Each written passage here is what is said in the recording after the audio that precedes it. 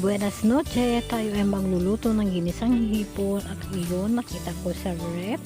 Bali kunti lang ito, gawa natin paraan para paano sumarap yung ginisang hipon. Meron tayong sibuyas, bawang at carrots at meron tayong konting kalamansi, lemon at unahin natin paggigisa ang carrots. At pag ito ang carrots maluluto, ito ay tatanggalin na natin sa kawali at isatabi muna natin.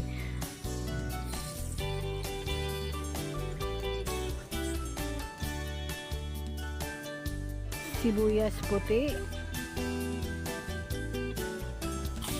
bawang,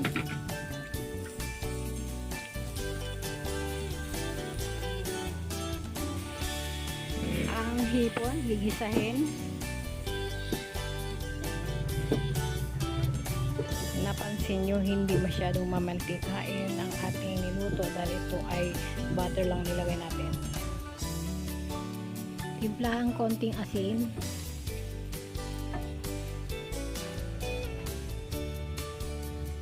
timplahan seasoning pampalasa,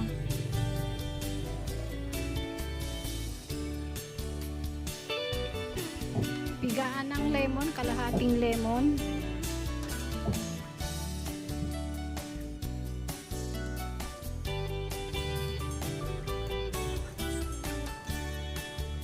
pigaan din ang kalamansi, bali 4 na kalamansi.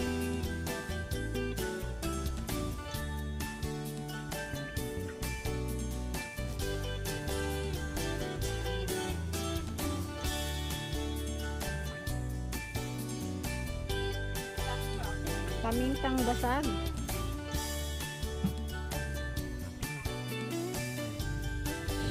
asukal,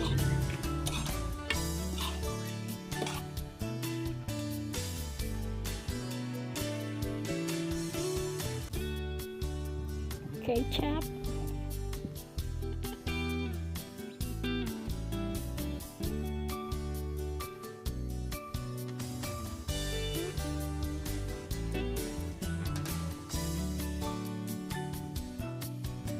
halo na natin ang carrots at sibuyas puti at wala tayong dinagdag na tubig at puro lang gisa-gisang ginagawa natin.